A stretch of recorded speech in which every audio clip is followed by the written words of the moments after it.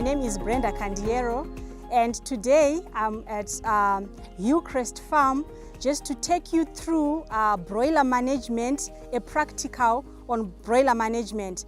I'm sure you've been following us on all our Facebook trainings, and basically I've just been talking to you, but I thought today it could work out better and you could understand it more if I actually go onto the farm and try to demonstrate what we normally talk about. So today there's really nothing new that I'm going to talk about, but I just want you to have a closer look at the farm. So today I've got with me Mkoma Stephen, and he's just going to take us through in his house.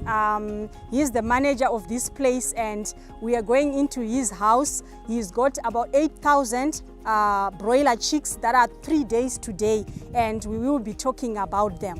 So as I start, I'm gonna start on the housing structure before we get into the house, right? So this is our house, and this about 15,000 beds, but today there's just 8,000 of them. But the most important thing that I want to talk to you about is the structure. So the first thing that we have to consider is what we call housing orientation, the layout of your house when you are building it. So we recommend that you build your house on what we call an east-west orientation, and this is whereby the length of your house is going along the rising and the setting of the sun, right? The importance of doing that is because we want the sun to be always on top of the roof, because we do not want direct sunlight in the house. So I'll just take you closer here. As you can see, this is the length, right? All the way from there going down. These are the two lengths. And the first thing that you have to take into consideration is that you build it from down up about, it's up to here, half a meter. You build using brick, right? And from there all the way to the top, we are using mesh wire. And the width, I'm sure you'll see the width, the two widths, these now you can build with brick all the way to the roof. The reason why we are doing this is because we want at the end of our flock to allow maximum ventilation into our chicken house. So if we build with brick all the way, it's going to be very difficult to have good air coming in and bad air coming out. So you only build up to 50%. As you can see, this wall, you need to plaster it so that when you are washing and disinfecting, it becomes easier. So all the brick walls must be plastered with cement for easy cleaning, right? And then, as you can see, we use this mesh wire on the both long sides. And this mesh wire, we recommend that you use a 10 millimeter diameter of the mesh wire. We don't want it too big, because remember, our biosecurity, we don't want birds to be flying in there. We don't want rats to be flying in here as well.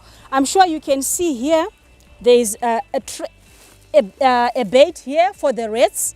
This is just a biosecurity measure that we take. Remember, rats and birds, they can cause salmonella, and we don't want them inside. Also, any predators that may come in, they can't go through this mesh wire. And I'm talking about wild cats, wild dogs. So you need to put this so that nothing gets into your chicken house, right? And on the roofing, we normally recommend that if you use the iron sheets, make sure that in the very hot conditions, maybe you can insulate them.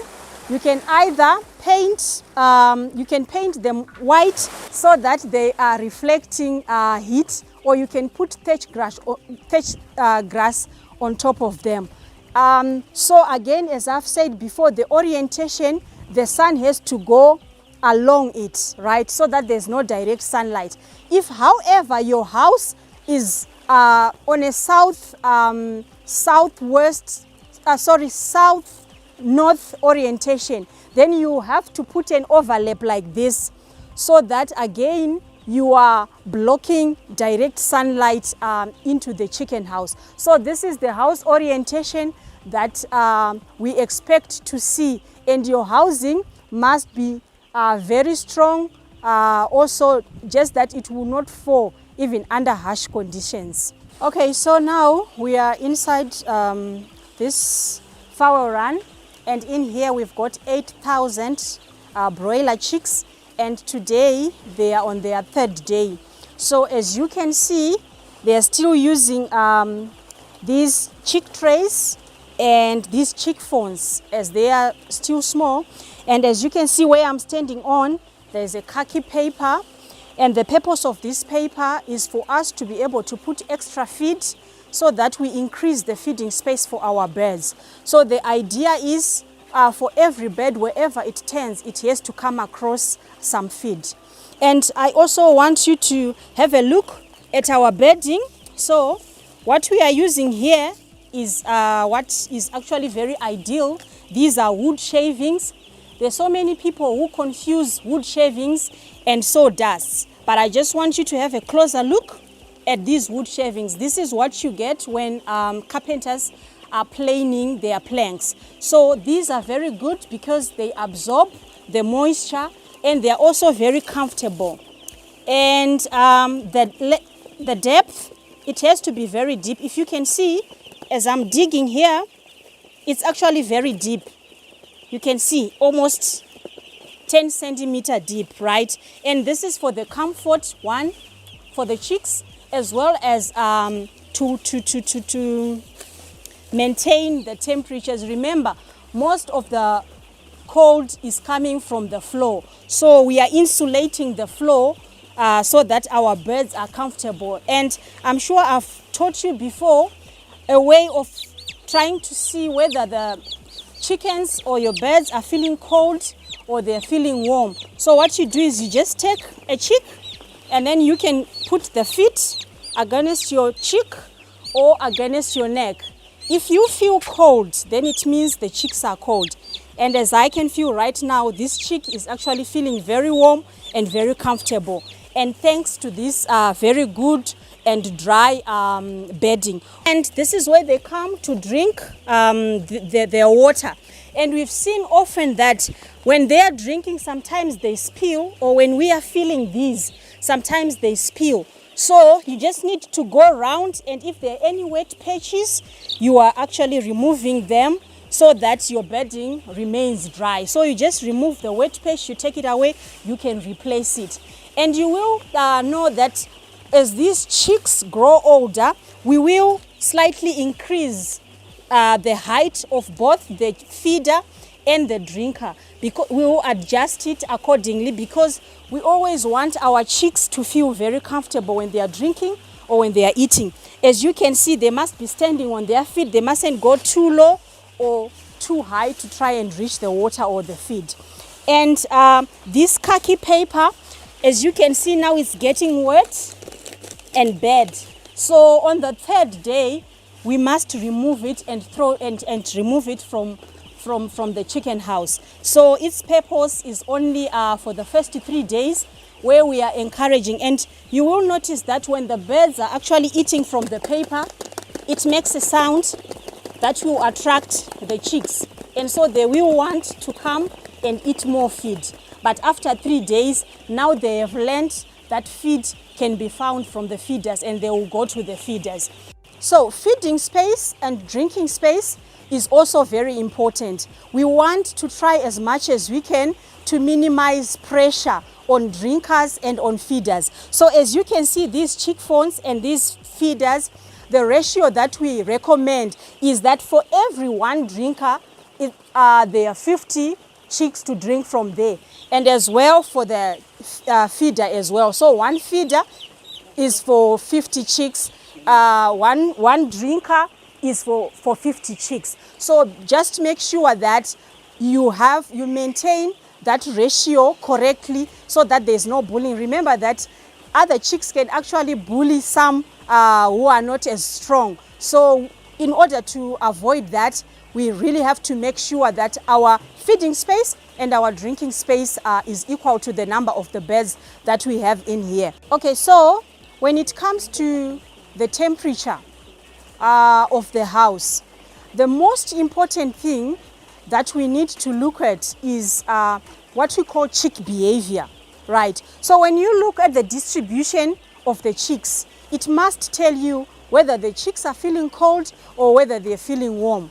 If chicks are feeling cold, they all go to one corner or under the brooder where they cuddle and they lie under the brooder because they're trying to warm themselves. If you see such behavior, it means that your heat distribution in the chicken house is not fairly distributed. And when chicks are warm or they are hot, you see them panting. And remember, when chicks are panting, they lose water and they don't gain any weight. So number one, before you even use these thermometers, the first thing that you have to look at is the chick behavior. How are your chicks behaving? And even without a temperature, you can actually tell whether the chicks are okay or are not. Right, so what we have in here is a thermometer, and this is a maximum and minimum thermometer. The beauty of this thermometer is that it tells you the minimum ever reached, the temperature ever reached, and also the maximum, and then the actual at your time of recording. So here I can actually tell that it went up all the way to 32 at some point, and at some point it went down to 26. So that's a fluctuation that you already know that happened whilst you were not there, right? So and at day 3, we are expecting the temperature to be around 29 degrees Celsius in the brooder. And this is actually very correct because it's reading 29. Another mistake that I've seen people making is that they have their thermometers hung up like this when chicks are down there. The correct level to place our thermometers is what we call at chick level. Because remember, we want to know what the temperature is like where the chicks are. If we put our thermometer here, we are taking temperature up here and yet the chicks are there. So make sure all your as you can see, they've lined up all these thermometers down at chick level, and this will ensure that they are taking and recording the correct temperature. And so just for me to check against their temperature, I also got my portable one that I move around with, and I can also just verify. Right, okay, so mine is 30, but it's because my laser is just under the brooder. But if I come here,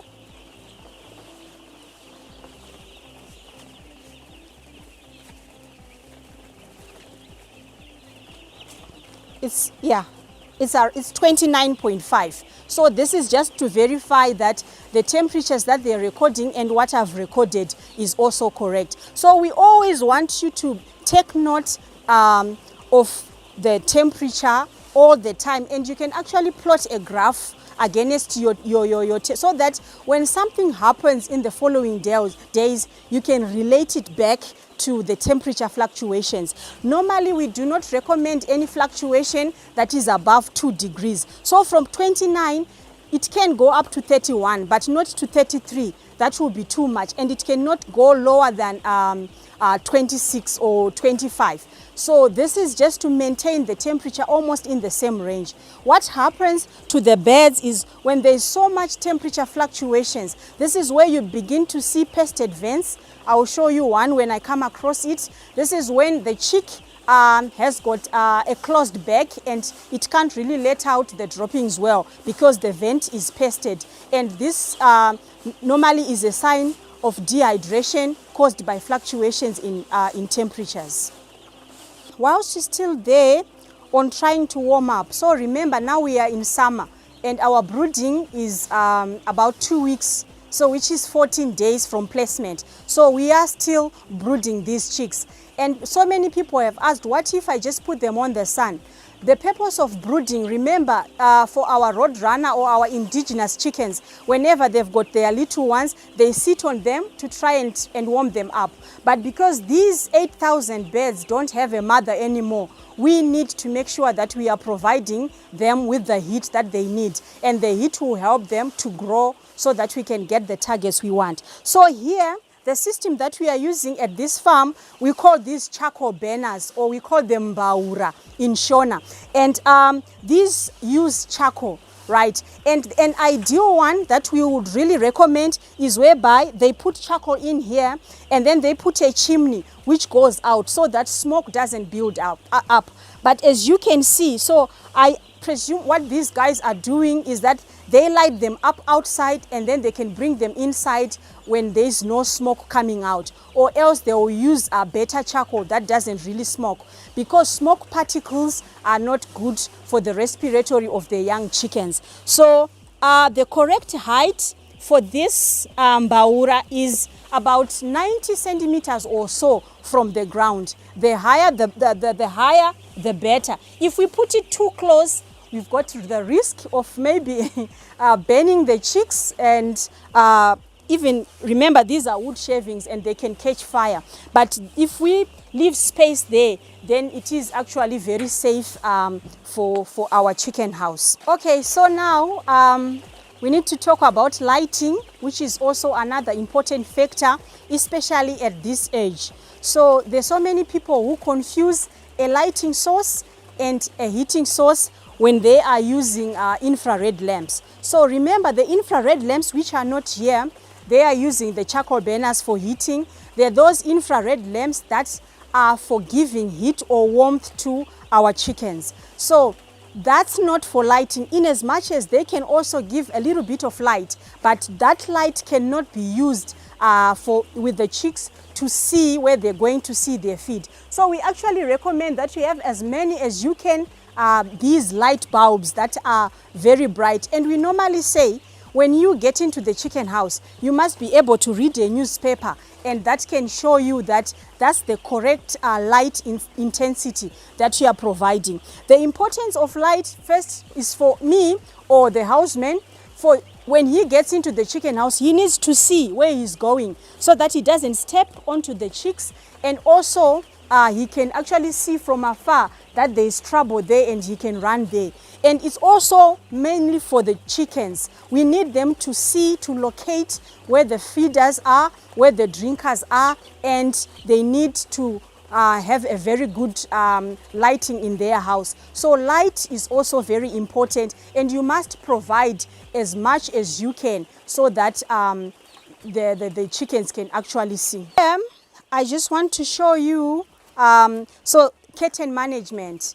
And curtain management talks directly to ventilation. Remember, we need to have adequate ventilation inside our chicken house, right? Remember, these little chicks, they breathe in oxygen and they breathe out carbon dioxide. So we need to make sure that in as much as we are trying to contain the warmth, but we also need to let the bad gases out. And I'm talking about carbon dioxide, I'm talking about ammonia, I'm talking about carbon monoxide from the charcoal burners, right? All these bad gases, they need to go out, and we need to allow oxygen to come in. So curtain management is when you are managing these curtains, right? You are managing them so that if it's too cold, you raise them up, right? And I'm just going to show you the correct way of doing it. So when it's hot, we lower them like this. So it depends. You will be looking at the chick behavior,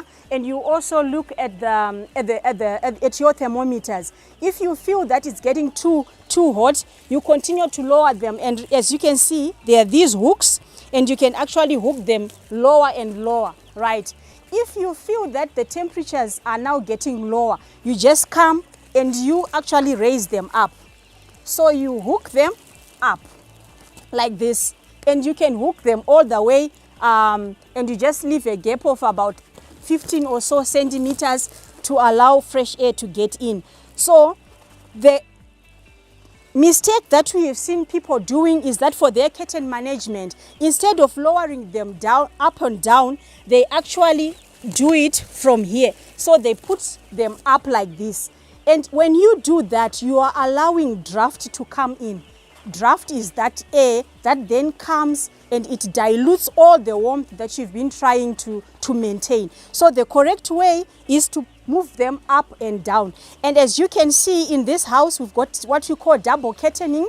This will now allow to maintain the temperatures when the environment temperature has gone too low. So for example, let's say at night when the environment temperatures go down, they will then raise these two curtains. You can see there's one inside and there's another one that is outside, and they can use both curtains. And if sometimes they can choose to lower one depending on the situation in their inside. So ventilation again is also another important. You need to know that ammonia accumulation, this is one gas that can affect the growth of your chicken. And when it accumulates, number one, it smells bad. Number two, it starts to cause harm to the eyes and also to the respiratory. So if you have ever got into your house and you hear a sneaking sound like krr, krr, in your chicken house, sometimes it's because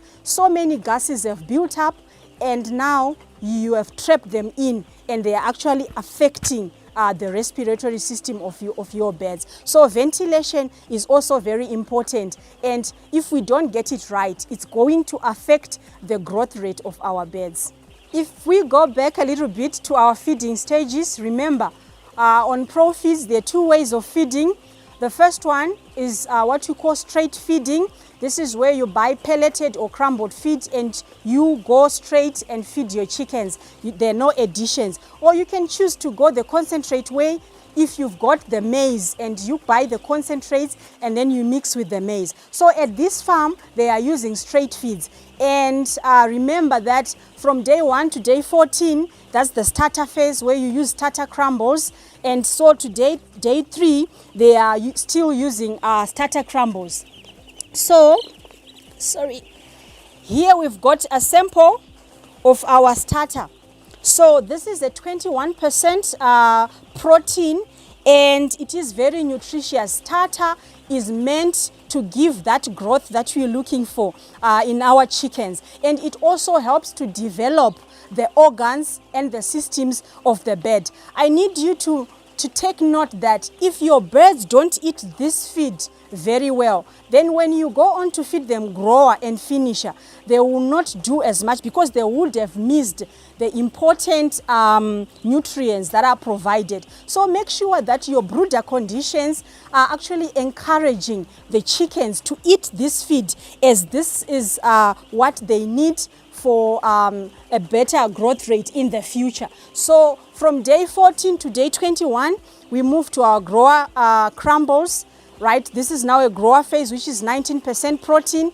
And from 21 to 28 days, again, we move to grower pellets. But then now, these are pellets and bigger than the grower crumbles. And from day 28 until slaughter, some slaughter at 5 or 5.5 weeks, we now move to the finisher pellets. But like in this case, I can see that the birds, as you can see, all the feeders, they are occupied. And this is what we need to see when we get into a chicken house. Some chickens must be eating. Also remember then that there is also important, it is also very important to rest your birds, right? So we don't want you to be feeding them 24 hours a day for 5 weeks. You need also to give them a rest so that they can rest and digest that feed. So there are dark hours that we always recommend, and these can differ depending on your situation. But the most important thing is that your birds must get some time to rest so that they don't overgrow. Remember, when birds overgrow, we run into problems of flip overs because now the inside organs cannot sustain the bigger body. So do not overfeed so that your birds don't overgrow. And then when it comes to our water, we call it the first drink, which is for about 5 to 7 days, the first drink. And we recommend that you put a stress pack or a stress mix. This is just a mixture of minerals and vitamins that will help the birds and relieve the stress. Remember, they came here 3 days ago. They're still learning this environment, and the transportation from wherever they came from, we need to relieve them of that stress. Stress will cause the chickens to eat less. So we need to encourage them to eat, and so we put stress mix to relieve them so that they can start eating. So make sure that the water has a stress mix for the first 7 days. So when we talk about water, we always talk about, number one, availability of water. So water must always be there. So I'm sure you can see those ladies as they are moving around, they're actually checking to see if there is a drinker that needs topping up, and they will be topping up. The same goes with the feed, right? So water has to be available. And we also talk more importantly about the quality of water. And I always tell you that if you get into your chicken house and you can't drink this water, it means that the water is not fit for the chickens. So you must be able to drink it. So we're talking about the quality of water. Remember, water can actually harbor so many bacteria and agents that can cause diseases. So keep your water clean and make it available for better growth. Okay, so just for you also, just to make sure that the chicks are eating, you can also do what we call a crop feel test, whereby you physically touch and feel the crop to tell whether the chick has been eating or drinking or doing both. So there is what we call a feed crop. This is whereby you touch the crop and it's feeling so hard and there is no water in there. This means that this chick has just been eating feed and it has not gone for a drink, right? And then sometimes you can have a soft, very soft crop, and this is a water crop. You can actually feel there is no feed in it, it's just water. And it means that this chick has been just drinking and it has not gone for any food, right? Sometimes you can go around and sometimes the crop is actually very empty and you can tell that there is neither feed nor water inside. And so what you just need to do is you can do a ratio and you can tell whether most chicks are just drinking. So probably on a very hot day, you are likely to find many of them with water because they are feeling hot and they are constantly going to drink. So you just need to adjust your temperatures, to adjust your ventilation. A nice feel of the crop is whereby it's soft, it's porridge-like feel. And this is where we've got feed and water both available in the crop. And the crop test, you can do it during the first 3 days or so, and you can actually tell. And if you find empty crops, you need to either increase the feeding space and make sure that the feeders are available, as well as that the water is reachable to the chicks.